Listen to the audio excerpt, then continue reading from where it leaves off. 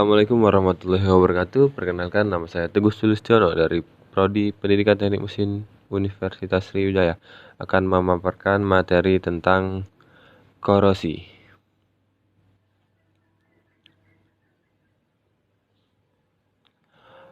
Definisi korosi adalah proses degradasi atau deteriorisasi atau perusakan material yang terjadi disebabkan oleh lingkungan sekitar.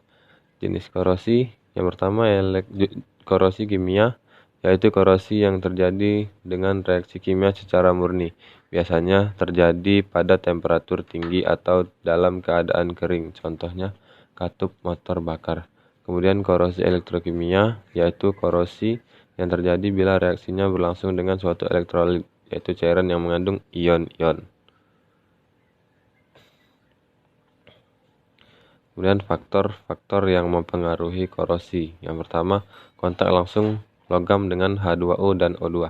Korosi besi terjadi apabila ada oksigen dan air. Logam besi tidaklah murni, melainkan mengandung campuran karbon yang menyebar secara tidak merata dalam logam tersebut. Akibatnya menimbulkan perbedaan potensial listrik antara atom logam dengan atom karbon. Atom logam besi bertindak sebagai anoda dan atom karbon sebagai katoda.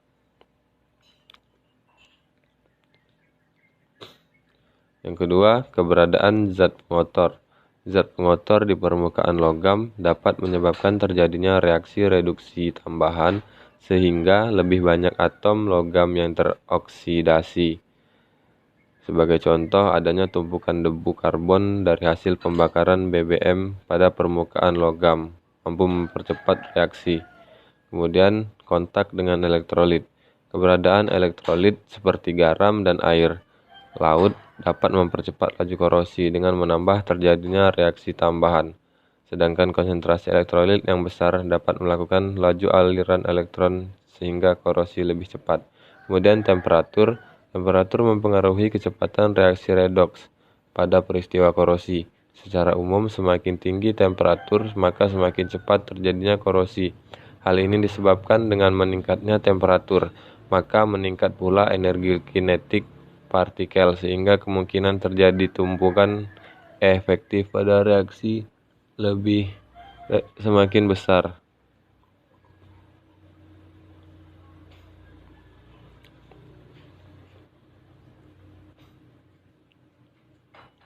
Kemudian penggolongan korosi. Yang pertama, uniform atau korosi umum. Korosi seragam adalah korosi yang terjadi pada permukaan material akibat bereaksi dengan oksigen. Biasanya korosi seragam ini terjadi pada material yang memiliki ukuran butir yang halus dan homogenitas yang tinggi.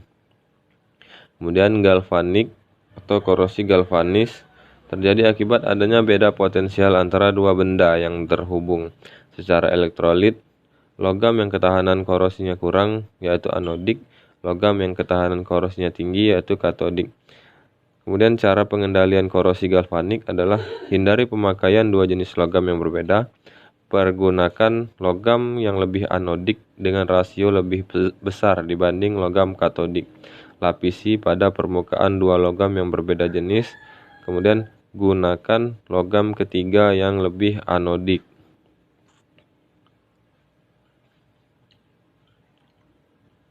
Yang ketiga, crevice corrosion atau korosi celah. Korosi celah yang sering terjadi pada celah atau daerah yang dilindungi. Penyebabnya adalah larutan yang terjebak pada lubang dari permukaan gasket, lap joint, atau kotoran yang terjebak di bawah baut atau pada kepala ripet. Pencegahannya yaitu mengkondisikan benda dalam kelembaban yang rendah. Hindari pemakaian sambungan paku keling atau baut. Gunakan sambungan las. Gunakan gasket non-absorbing. Usahakan menghindari daerah dengan aliran udara. Kemudian pitting atau korosi sumur. Korosi ini mengakibatkan terjadinya lubang-lubang pada logam. Jenis korosi yang sangat berbahaya karena sulit untuk dideteksi dan mengukurnya secara kuantitatif. Korosi sumuran adalah korosi yang terjadi akibat cacat pada permukaan material seperti celah atau lubang kecil. Pada daerah cacat ini akan lebih anodik dibandingkan permukaan material, sehingga korosi akan menuju bagian dalam material.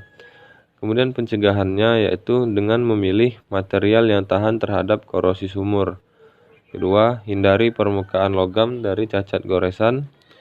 Kemudian memperhalus permukaan material dan menghindari variasi yang sedikit pada komposisi material.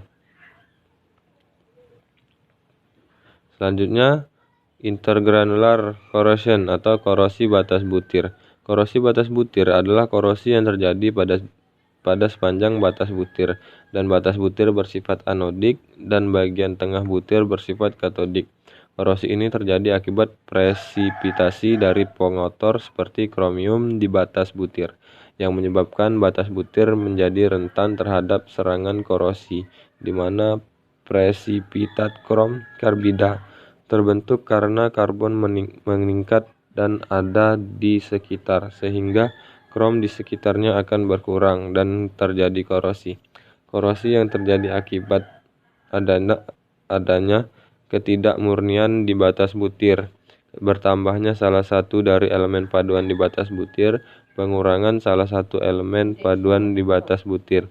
Contoh peristiwa sensitasi, terbentuknya persipat. Kemudian cara pengendalian korosi batas butir adalah turunkan kadar karbon di bawah 0,03%, tambahkan paduan yang dapat mengikat karbon, pendinginan cepat dari temperatur tinggi, pelarutan karbida melalui pemanasan, dan hindari pengelasan. Kemudian korosi erosi. Proses korosi erosi dipercepat dengan adanya gesekan antara fluida korosif dengan permukaan logam. Pencegahannya pelapisan dengan permukaan yang keras, proteksi katodik, menghindari partikel abrasif, mengurangi kecepatan aliran fluida.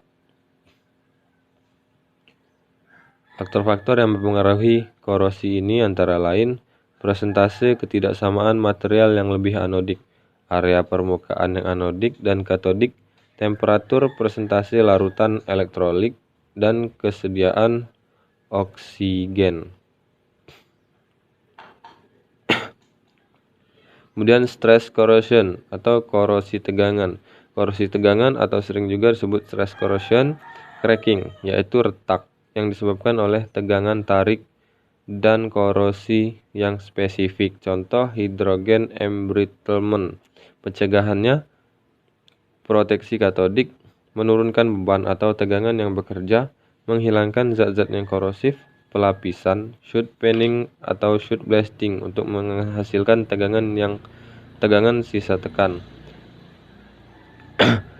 Kemudian cara-cara mencegah korosi. Metode-metode yang dilakukan dalam pengendalian korosi adalah menekan terjadinya reaksi kimia atau elektrokimianya seperti reaksi anoda dan katoda, mengisolasi logam dari lingkungannya, mengurangi ion hidrogen di dalam lingkungan yang dikenal dengan mineralisasi, mengurangi oksigen yang larut di dalam air, mencegah kontak dari dua material yang tidak sejenis, memilih logam-logam yang memiliki unsur-unsur yang berdekatan, mencegah celah atau menutup celah, dan mengadakan proteksi katodik dengan menempelkan anoda umpan. Baiklah, demikianlah yang dapat saya sampaikan. Saya akhiri, wassalamualaikum warahmatullahi wabarakatuh.